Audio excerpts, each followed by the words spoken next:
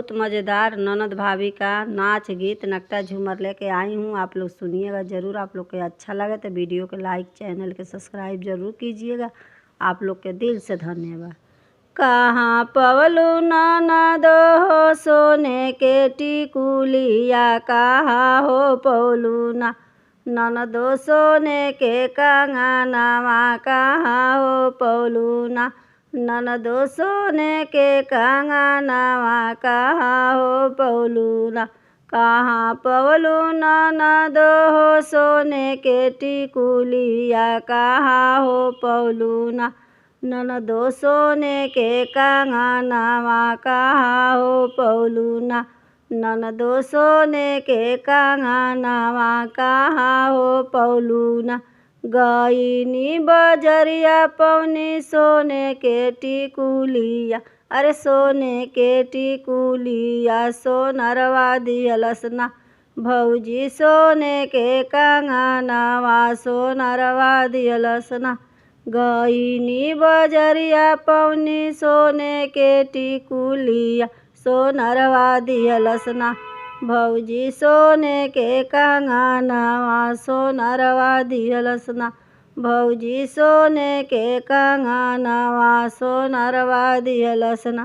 कहाँ पवलू ननदो हो आँखी के कजरवा, कहाँ हो पवलू ना ननदो धानी रंग चुनरिया, कहाँ हो पवलू ना ननदो धानी रंग चुनरिया, कहाँ हो पवलू ना।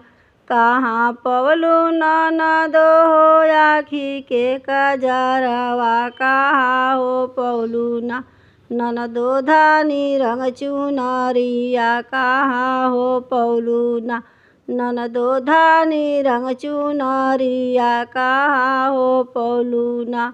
गईनी बजरिया पवनी आँखी के कजरवा, बाजजवा दियलस ना भौजी धानी रंग चुनरिया, बाजजवा दियलस ना भौजी धानी रंग चुनरिया, बाजजवा दियलस ना। गईनी बजरिया पवनी आँखी के कजरवा, बाजजवा दियलस ना भौजी धानी रंग चुनरिया, बाजजवा दियलस ना भौजी धानी रंग चुनरिया, बाजजवा दियलस ना।